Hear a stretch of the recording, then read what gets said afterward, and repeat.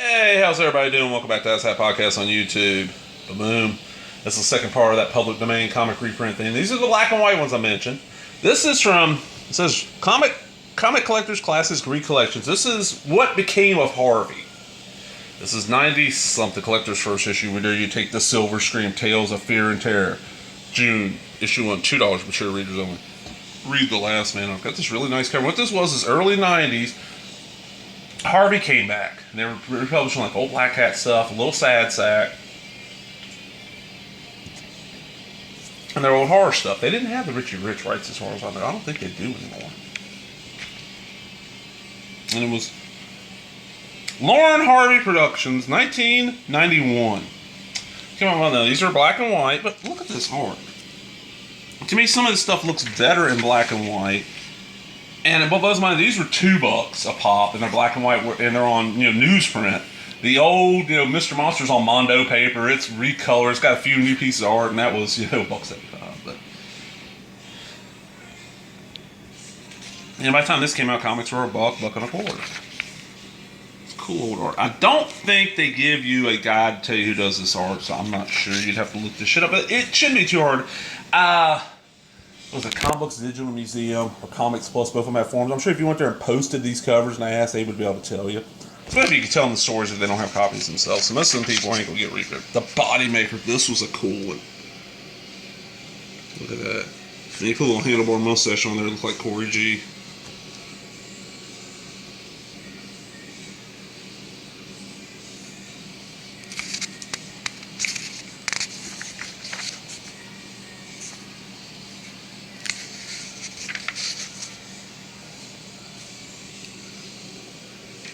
The black and white really works for me on this, but I've mentioned other videos, and I need to just I need to do like an introduction video and throw it up. I'm partially colorblind, so and I did not know this for years. Once I learned, I realized why I preferred black and white artwork, because it looks right to me. Tales from the Silver Scream. This is Mo Gambo. He was Africa's greatest hunter who always got his prey. And the only really thing they seem to change is they add this little banner, this stuff. And now some of this, is all the Harvey horror stuff public domain? I'm not sure. I think it is. I've seen reprinting a lot of it on the scan sites. It's looking creepy there. Look at that nose. The Last Man on Earth, the cover story.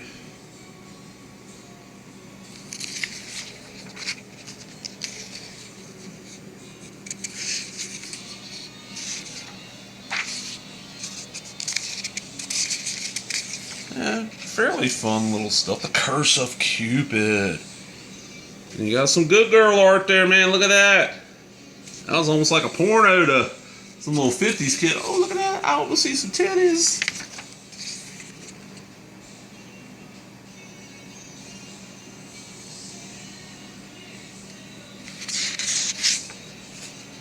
Man, this art. And then I love they got a Joe Kubert school ad in the back. It's like the only ads in these, pretty much, besides their own stuff. And I didn't even know about these. I ordered, or somebody, no, it wasn't. I didn't. I want this Black Hat shirt for birthday, Christmas, something like that. My parents asked me, I was like, hey, I want some comics to read, some new stuff. And then I got piles I haven't read yet. This is so issue too. And there's a company I know of in Florida, I think. They sell comics by the pound, just random lots. So I got like 20 pounds of comics. And I have a scar because I was opening these on the back porch filming it. I'm trying to film one hand and open one other hand, and the scissors slipped and I cut. You don't really see it anymore. It's on that thumb. I sliced that thumb open and bled all over the place. I had to stop the video. I got these in there and I was like, I've never heard of this shit. Okay, I remember the Black Cat reprints and the Sad Sack, but I didn't remember these. And you look these up, they're listed as this recollections company. They're not Lauren Harvey, at least on like my comic shop. This issue 2 came out about 2 months later. Old Mill Scream. And I found somebody selling a complete run of these for like $9. There's 3 issues. And a little bit of shipping on Amazon. I was like, that's not horrible. Yes, you can get all these, yeah, they're black and white. You can get them in color. Probably every bit of this for free. We'll grind them up in the middle of this. This is the one I love. Combat Bathsheba. This art looks really, really familiar. It's got kind of a cartoony style to it. Like it's like something I would see in Mad Magazine. But I love this dam. She's always bitching about this guy being drunk. And look, he's getting ready to stab the fuck out of her. You might notice it doesn't start. Please tell me. I love it. And then Bathsheba's the dog, and the dog finally comes back and like kills her ass. The king is dead. Look at this, man.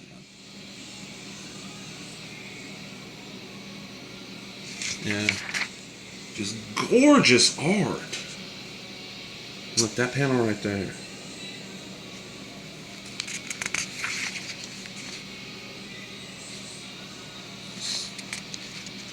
Really cool ass stuff. That switcheroo. That's why I was so happy to find these, and I was like, oh, I have those, and I was like, oh, the Mr. Monsters are in the last video. I found those. I'm like, okay, you know what? That would make a good video. Because I'll be honest, I really enjoy doing the comic videos the most. The comic videos and the magazine flip-throughs are my favorites. The Last Man Returns. Okay, a sequel to. But there is. My name is Wes Rance. Yeah, I gotta find somebody to pick on besides old Wes Vance. He can't constantly be my Al Snow because Al Snow's got talent. This is Punch and Rudy. Look at that. He's like boxing death, it looks like. Yeah. Such a great little. And like I said, I've never heard anybody mention this. I was reading this in '91. I was definitely in the comic shops and getting Capital City's monthly catalog. I was not getting Diamond previews. Previews is Diamond. Back in the day, there was the two big ones were Diamond and Capital City.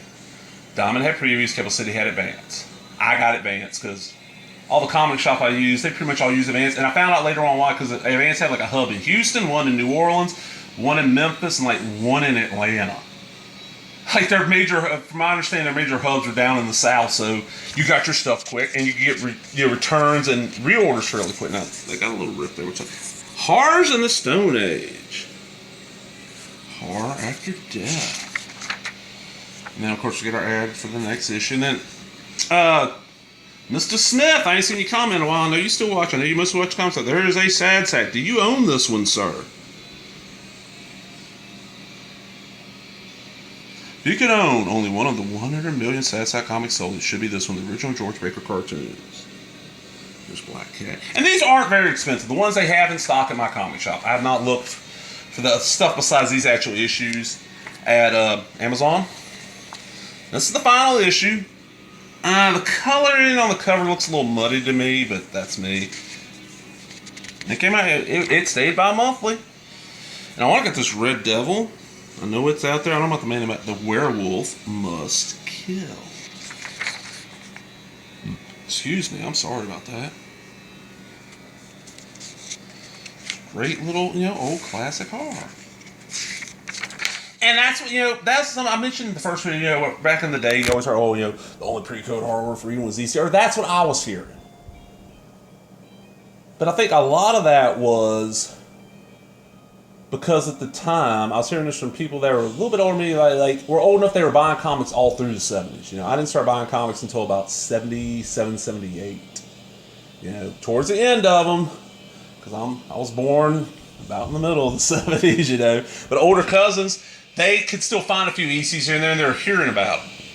So they were just parroting what they'd heard. I like these other companies. I mean, yeah, some of them are janky. But I enjoy the artists on some of these, like Jack Cole and all them.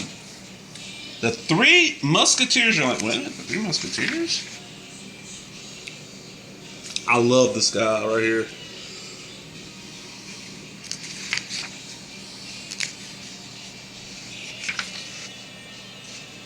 Well, it doesn't really look like a horror story, but rotting demons, and look at that shit. Man, I had like a really shitty metal band. I'd be using this art so much, like, look at that, the fucking teeth coming through. There's an artist that was famous for doing that. Oh man, look at that. Look at that. Ugh. Portrait in Blood. This, I think I've read before someplace else. Remember I was reading them, like, okay, yeah, the first time I was reading, because I have read these. I read them once when I got them. I need to reread them. I flipped through them the other day. Gateway to Death. Another thing, they gave you quite a few, stories in there. There's no ads, really. I mean, like, you've seen, besides for their own Powers of the Unknown, besides for their own stuff, there'll be an ad for, ad for the Joe Kubert School, that's about it. Alright, and then the last one. This is the newest one out of all these. This is NEC, New England Comics. This company does The Tick. And they had Tales Too Terrible to Tell, which reprinted. Oh, that's a great series. If you ever find any issues of that, I personally would pay almost up to $10 an issue. Because it's great reprints and great research. There's a great, nowadays, yes, most of that research shit you can find online or do it yourself, but not have to do it, you got it right there. They tried another title where they did, old pre-code. This is Let Me In. And the art ain't great, it's kind of janky. It says Divine 94. Ghoul Escapes County Museum. $275 too. Now, this came out in published 6 times per year in January, March, May, July, September, and November. No, they only did one issue. This came out March, April 95.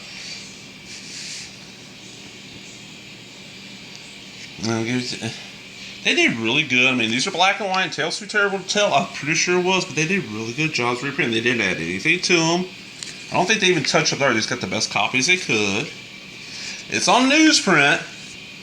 This was a gift from one of my 2 blood-related aunts on my mother's side. I have another aunt who's related because she was married to my uncle, who's now passed. He's the one that kind of got me into comics, one of the people. And I got an uncle that's not a blood-related, but also got me into comics. He's my favorite uncle, but she had me make Fog was my shirt. Look at that. That is just some gorgeous art. She had me make a list on my comic shop, which is, Lone Star Comics' online division, of what I wanted, comics I wanted, and she went and bought me a bunch for birthday or Christmas. This one of them, and it was kind of cool. It was Christmas. I remember opening up going, can I read this? No, we got to finish opening presents. Oh, come on, let me read. Horology, where they give you the history and all kinds of stuff on these comics. Cover gal, this is one of my favorite sections of all this kind of stuff. Look at these covers, man. Look at that. I'll say, I mentioned the shitty metal band, or the shitty horror punk band,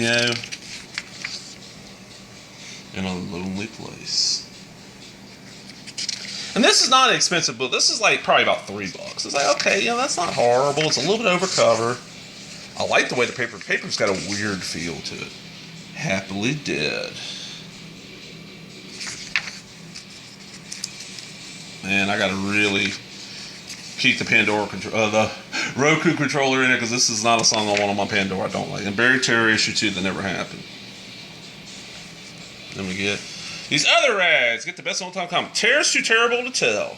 It becomes Terrorology with 10 and 11. Estink 1 and 2, and in World War III, Anti-Hitler Comics 1, and My Terrible Romance 1, 2, and 3. All this stuff on the back I'm sure came out. And you see, I have to look and see that. But I'm going to end this by putting all the covers here.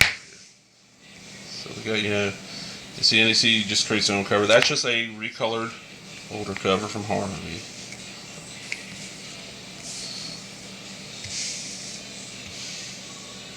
I like that body feel. I like the kind of pyramid-y shape right there.